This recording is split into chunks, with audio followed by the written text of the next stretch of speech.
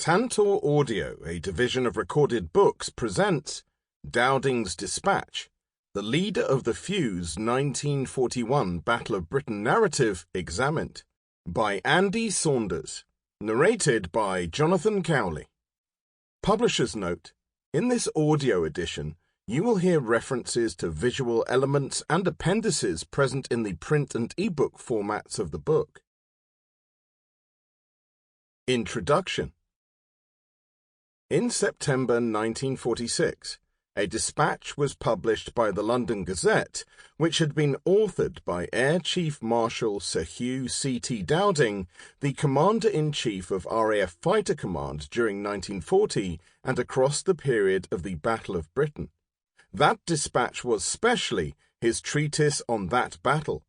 Whilst instructed to write the dispatch in 1941, Dowding's words were not published until after the war for obvious security reasons. However, when the dispatch came into the public domain, it was the first factually detailed reportage on the Battle of Britain which had been published.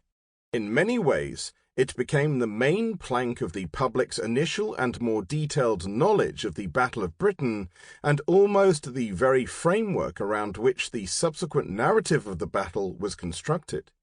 In total, the dispatch comprised 259 numbered paragraphs with a series of appendices covering the work of the 6th AA Division, July to October 1940, and other issues such as the armament of British fighters, orders of battle, losses, victory claims, and the disposition of other defences. Compiled as it was during the war years, its contents obviously had an immediacy in terms of its presentation and retains a very contemporary feel. Naturally, added weight to the veracity of all it contains was given by virtue of the fact it had been written by none other than the C-in-C of RAF Fighter Command during the battle. As such, one might reasonably assume the content to have been unquestionably factual and objective, especially given the perceived authority of its author. However, while many of Dowding's views and opinions expressed are both fascinating and revealing, it is necessary to call into question the accuracy of a good many of the statements made within its pages. Some of them are patently incorrect. For example, Dowding's assertion that the HE-113 was brought into action by the Luftwaffe during the Battle of Britain. Additionally, it is interesting to look at the story behind the dispatch itself, and to review related private and official correspondence and reports. Not least of all the discussion as to what spin might be put on the difficulties with coming clean about exaggerated victory claims and how the British public might react to some difficult revelations of truth. It was initially intended that this book, studying the dispatch, would be published during the 80th anniversary year of the Battle of Britain, it seeming to be appropriate at that time to examine the dispatch and to analyse all that it contains. However, it unfortunately became necessary during that commemorative year to postpone publication due to the COVID pandemic. In presenting this work, the author examines, section by section, each of the detailed statements which Dowding made in his dispatch. In some instances, these are statements which are debunked with the aid of retrospective knowledge and the availability of accurate facts and historical research. In other cases, more flesh is put onto the bones of the details which Dowding outlined. Additionally, supplementary information is added to bolster the content of the dispatch, and a range of fascinating illustrations also accompany the text. Through this study, the author hopes to provide insights into what Dowding believed to have been a document covering all the salient points of the Battle of Britain. In doing so, this author has objectively presented facts and evidence which support or sometimes contradict Dowding's varied assertions. Additionally, explanations are offered in relation to some of the statements made within the dispatch by adding context or examples to illustrate some of the points made. It also provides an opportunity to explain some of the more technical features as to how the battle was fought, together with descriptions of technical equipment, systems, etc., to which Dowding makes reference. Generally, the author has attempted to not only explain and elaborate on the points Dowding raises, but also to offer interpretation and opinion. The opinions expressed in this work are solely those of the author and no other party. Andy Saunders, Eton, Berkshire, April 2021. Battle of Britain, Cecil Day Lewis. What did we earthbound make of it? A tangle of vapour trails, a vertiginously high swarming of midges, at most a furry angel, hurled out of heaven, was all we could descry. How could we know the agony and pride that scrawled those fading signatures up there, and the cool expertise of those who died or lived through that delirium of the air? Grounded on history now, we reenact such lives, such deaths. Time, laughing out of court, the newspaper heroics and the faked statistics, leaves us only to record. What was, what might have been, fighter and bomber, the tilting sky, tense moves and counterings.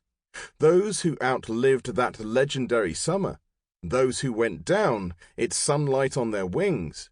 And you, unborn then, what will you make of it, this shadow play of battles long ago? Be sure of this, they pushed to the uttermost limit their luck, skill, nerve. And they were young, like you. Taken from the Complete Poems by Cecil Day Lewis, with thanks to Vintage/Penguin Random House. Prologue. On the morning of the 25th of November 1940, Air Chief Marshal Sir Hugh Dowding looked up from his desk at RAF Bentley Priory, from where he had been working on his papers, and acknowledged the arrival in his office of Air Marshal William Sholto Douglas. He offered a polite good morning, rose quietly from his chair, and was gone. Douglas, meanwhile, the incoming commander of RAF Fighter Command, settled into the still warm chair of his predecessor and set about the challenging work of rebuilding the command's strength after its attrition during the Battle of Britain. He also had another pressing task, overseeing the work begun by Dowding in dealing with the pervasive threat of the night bomber. Notwithstanding all that had surrounded the somewhat Machiavellian manoeuvrings resulting in the removal from office of Dowding, the Battle of Britain had surely been his own finest hour, just as much as it was the nation's. Despite all the outgoing leader's foibles, fallibilities, and eccentricities, the shoes of Stuffy would be exceedingly big ones to fill. For Douglas, it must almost have seemed that his predecessor was still there, looking over his shoulder, not least of all because of his predecessor's achievements in building RAF Fighter Command, overseeing the creation of the Dowding system, the world's first integrated air defense command and control system, the affection with which he was held by his fighter boys, his chicks as he preferred to call them, and, importantly, that he continued to have the ear of the Prime Minister, Winston Churchill.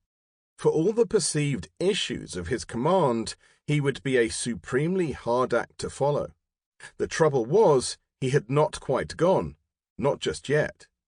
Initially, Dowding was appointed to head up a mission to the United States, to assist with equipment purchases and to establish closer ties with American politicians and military leaders. For Douglas, perhaps it was a relief that Dowding had been geographically removed from the immediacy of either interference or influence. He had had his moment of glory, after all, but now it was Douglas's turn, and it was he who now had his feet under the Air Officer Commanding's desk. Dowding's geographical removal, though, would only be temporary. In April 1941, Dowding returned from his mission to the United States, where he had been doing valuable service in support of the British government, the Air Ministry, and the Ministry of Aircraft Production. However, When Beaverbrook was removed as Minister for Aircraft Production in May 1941 and replaced with Moore Brabazon, the latter made it clear he no longer wished to work with Dowding. It was now a question as to what Dowding could be given to usefully do before being officially retired. Eventually, on the 29th of June 1941, Dowding got what would appear to be his final service assignment. In a letter to Dowding on that date, Sir Arthur Street, Permanent Under-Secretary of State for Air, wrote, "Sir, I am commanded by the Air Council to ask that you will be good enough to write a dispatch on the Battle of Britain, which was fought under your command during July, August, and September last, and will forward to me as soon as possible. I am at the same time to inform you that the Council greatly regret that, with the conclusion of your work on this dispatch, they will have no further employment to offer you. You will accordingly be placed on the retired list with effect from 1st of October next, under the terms of Air Ministry Order A91/40, as amended by Air Ministry Order A205/41, and the requisite notice will appear in the London Gazette in due course. A further letter will be addressed to you regarding the issue of retired pay. I am, sir, your obedient servant, A.W. Street." As Street's letter dropped onto Dowding's desk, Sholto Douglas was trying to make his own mark by attempting to continue the illustrious success of RAF Fighter Command during 1940, and was conducting a Battle of Britain in reverse, the RAF's offensive over France. While using defensive fighters in an offensive role was a risky business, Lord Trenchard, Marshal of the Royal Air Force, became a cheerleader for the venture. He would call the RAF's offensive fighter and bomber campaign during the summer of 1941, "leaning forward into France." But as Douglas was leaning forward into France, so Dowding was back, figuratively leaning over the new commander's shoulder and writing his account of the Battle of Britain. Dowding still had the ear of Prime Minister Winston Churchill on matters appertaining to the air defence of Great Britain. On the 20th of August 1941, under a covering handwritten note on the letterhead paper of the United Services Club, Pall Mall, London, Dowding delivered 6 initial copies of his dispatch to the Under-Secretary of State for Air. When the 6 copies of Dowding's dispatch landed on the desk of Sir Arthur Street during August 1941, the documents excited little official interest. After all, this was now history in a conflict which was still in full spate. There was a war to be getting on with, and no time to deal with the mulling over of events passed from a commander who was no longer in post, or even serving. Dowding had completed his final task in service. Nevertheless, Sir Arthur Street courteously replied to Dowding on the 21st of August 1941, writing in blunt acknowledgment of receipt of the documents and addressing his letter to him at the United Services Club on Pall Mall. Initially, circulation was limited to the Secretary of State for Air, Deputy Chief of the Air Staff, and Director of Operations. Another copy was sent to the Prime Minister at 10 Downing Street. The remaining copies are noted as having been locked into a large steel filing cabinet in the Permanent Under-Secretary of State's office. By the 12th of September 1941, the Prime Minister had requested the dispatch be printed. This, though, for official distribution and by numbered copies only. However, 1 year later, Churchill was pushing for publication of the dispatch, but was written to by a seemingly exasperated Chief of the Air Staff, explaining why this could not happen. For one thing, much of the content was still secret, and things like radar, the disposition of forces, organization, command and control, and even the thinking and rationale of commanders could not be publicly disseminated. In many respects, it does seem extraordinary that Churchill might have even considered such a thing at this point in time. Perhaps, and to give him the benefit of the doubt, maybe he had simply forgotten the extensive and revealing nature of the dispatch's content since viewing it in 1941. Either way, the question of any wider distribution was firmly put back into its box, or rather, its locked filing cabinet. It remained there until, quite literally, the end of the war in Europe. 3 days after VE Day, and wasting no time, Lord Beaverbrook wrote to Winston Churchill from his office at Gwydir House, Whitehall, asking that the dispatch be published and without delay. In his letter, Beaverbrook stated, "It has hitherto been withheld by the Air Ministry from the public on the grounds of security. This consideration no longer applies. The report is very fine literature and makes fascinating reading. It will be of immense interest to the public. It reflects particular credit on your government and on the decision in May 1940 to waste no more of our air defences on France. We need much literature of this type just now." Overlooking Beaverbrook's rather bold assertion that the report is very fine literature, which is perhaps something of a stretch, the timing of his letter held greater significance than just being an appeal to Churchill to publish the dispatch just because the public would like to read it. There were political undertones too. With the war in Europe over, it was a given that there would be a general election at the earliest opportunity to replace the wartime coalition government. To that end, Churchill had wanted the election to be deferred until after the defeat of Japan, but Clement Attlee, the leader of the Labour Party, was having none of it. As a result, His Majesty the King dissolved Parliament on the 15th of June with an election called for the 5th of July 1945. With Beaverbrook very much a political animal and clearly rooting for the Conservatives under Churchill's leadership, he could doubtless already see the benefit to be had in reminding the people of Churchill's finest hour. What better way to do this, at least in part, than by reminding the electorate of the nation's achievements during the Battle of Britain? Indeed, Beaverbrook specifically remarks that its publication would reflect particular credit on Churchill's government. Interestingly, it is clear from Beaverbrook's letter that he had seen the draft of Dowding's dispatch. However, since he had already left office in April 1941, and before the dispatch was commissioned, let alone delivered, it seems likely that Dowding had given Beaverbrook sight of it for him to be in any position to declare it to be very fine literature or to consider it of immense interest to the public.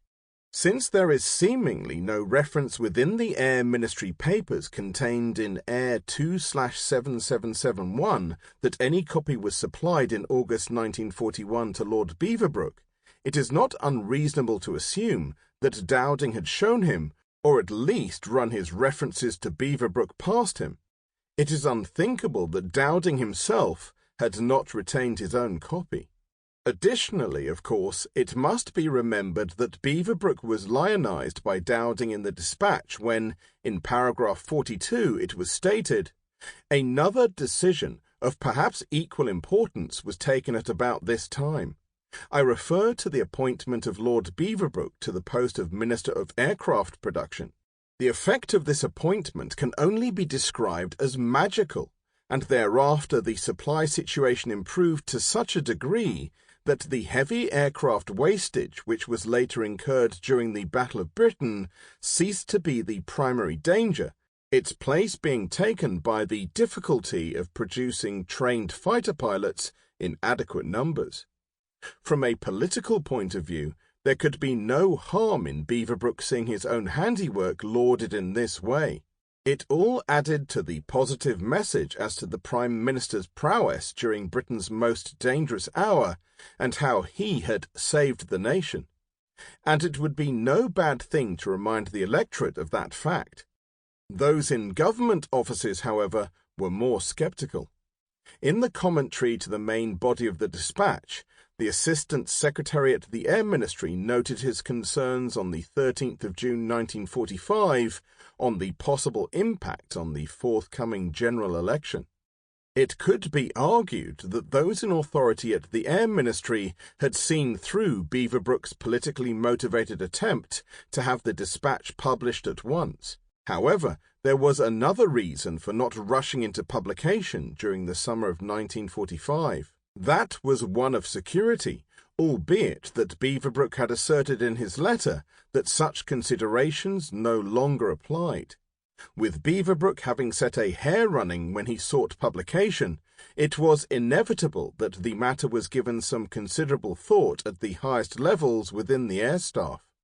To that end, the Assistant Chief of the Air Staff, Operations, noted on the 31st of May 1945 that while he could see no objection to the publication of the Despatch from his perspective, he remarked that the Despatch comments on the poor quality of our fighters and armament as compared to German fighters at the time.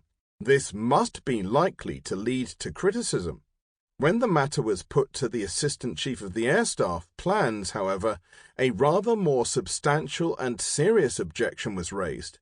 Writing on the 29th of May, he noted, "I understand that we are bound by agreement with the Americans not to publish anything about radar until release is agreed with them. DG of S, Director General of Signals, thinks that this agreement may be reached in a month or two. Since the Despatch would suffer materially by the deletion of all references to radar, I recommend that publication should be deferred until this has been cleared with the Americans." Very conveniently, this recommendation kicked publication of the Despatch yet further down the road and beyond the general election. Not only that, but the Assistant Chief of the Air Staff Intelligence reinforced the comments of ACASP in respect of radar and added his concern that other matters still considered secret, which were covered in the Despatch, e.g. De Wilde ammunition and rocket defences, needed to be formally agreed with the Director of Armaments Research, DARMR. However, it was radar which remained the sticking point, and on the 16th of June 1945, R.S. Crawford wrote formally from the Air Ministry to 10 Downing Street to confirm that the matter of publication could not yet be moved forward. "I am sorry there has been a delay in dealing with this question, but I am afraid it has been unavoidable. For one thing, it has been necessary for the large number of people concerned in different parts of the Despatch to examine it from the point of view of publication. This has revealed that certain references to radar could not be released under the present Anglo-American agreements." Crawford went on to say that he was not yet in any position to confirm matters and that this might take a little time yet. Thus, on the very eve of the general election, any imminent publication of the Despatch was postponed for an indefinite period. The matter rested until 1946. That is, except for an interjection into affairs by Dowding himself on the 1st of June 1945. Possibly frustrated that his Despatch was being hindered in its publication, Dowding wrote to the Times expressing his irritation that while there had been widespread acknowledgment of those who led the country to victory, and those who sacrificed their all, there had been one notable omission in that outpouring of national thanksgiving. That was any mention of Lord Beaverbrook. In Dowding's words, "To the man who prevented catastrophe on the material plane, I have seen no public tribute.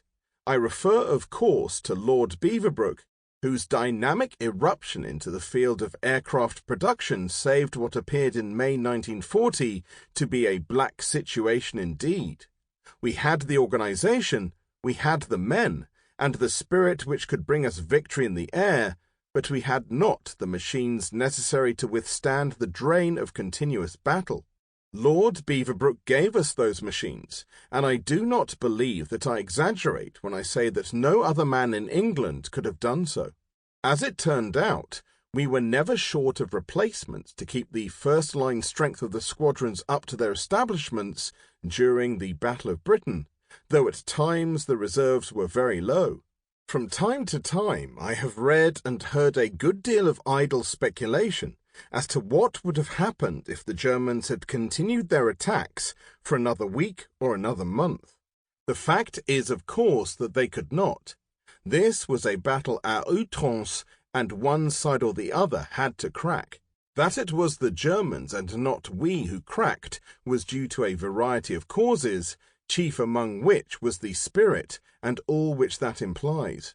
The spirit was manifested in the gallantry of the pilots, the inspiration of the subordinate leaders, and the tireless activity of the ground staffs.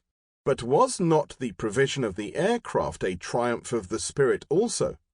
The indomitable spirit of one little man who saw nothing but his objectives, and through or over all obstructions pursued his relentless way thereto. Yours faithfully, Dowding. Dowding then was going to have his say pending publication of his dispatch. He was going to continue his eulogy of Beaverbrook, come what may. Quite likely it was the publication of this letter and the potential politicization of the dispatch which was the catalyst leading the Assistant Secretary at the Air Ministry to note his concerns on the 13th of June about publication ahead of the general election. However, once the brouhaha of the general election had passed in July, it was then the case that the end of the war in the Far East and VJ Day on the 15th of August 1945 became all-consuming. At least for a little while longer, Dowding's dispatch remained under lock and key in its steel filing cabinet at the Air Ministry. By October 1945, however, and now with a new Labour government in place, there were fresh stirrings at the Air Ministry to see the postponed publication finally put into play. Whilst the vexed question of revealing anything about radar had been resolved with the Americans, and the secret widely revealed, another obstacle that potentially stood in the way of publication presented itself. This also involved the Americans. By late 1945, the Western Allies now held the full details of Luftwaffe losses sustained throughout the war from captured records. These were shared between London and Washington. Embarrassingly, those statistics revealed a huge discrepancy between the actual losses and those claimed by RAF Fighter Command in 1940. At the Air Ministry and at government level, there was some concern that the Americans might somehow undermine the validity of the dispatch on its publication, and especially the numbers of German aircraft that were actually destroyed when Britain published a dispatch that included patently inaccurate figures. Thus, and as the process to publish the dispatch finally gathered some momentum, a great deal of angst may be seen in the corridors of Whitehall through the exchanges of correspondence held in the Air 2/7771 file. In particular, the quoted figure of 185 aircraft destroyed on the 15th of September 1940, which was by then known to be inaccurate, was the cause of much concern. Not least of all, this was because it had captured such widespread public imagination at the time, and there was little or no stomach for telling the public they had been misled, or to admitting the figures were somewhat exaggerated. Essentially, the worry was that the true figures might be published via American sources, and thus high-level exchanges were had between London and Washington to ensure that no difficulties might arise with the press here in Britain if those discrepancies came to light. These culminated in a letter from the then new Chief of the Air Staff, Air Marshal Arthur Tedder, to General Carl Spaatz at the HQ of the USAAF in Washington on the 9th of August 1946. In it, Tedder set out how the matter of German losses was to be approached by the Air Ministry. Thus, the British would still follow the line set out in Dowding's dispatch, to wit, "We do not feel, in the case of the dispatches which we are about to publish, that we should attempt to reconcile the figures which they record for German aircraft losses and those which have since come to us from Germany. The principle to which we feel it essential to adhere is that dispatches should be written on the basis of the best knowledge available to our own side at the time of the periods which they cover. It would, in our view, be quite wrong for us to attempt to modify dispatches in the light of facts which have since come to light, especially as such facts might themselves be disproved in the course of time by even later knowledge." Tedder then concluded his letter to say, I very much hope that you will agree that this is the right line to take. If so, you also may wish, in the interests of historical accuracy, to defer the publication of the German figures you may have and... Sample complete. Ready to continue?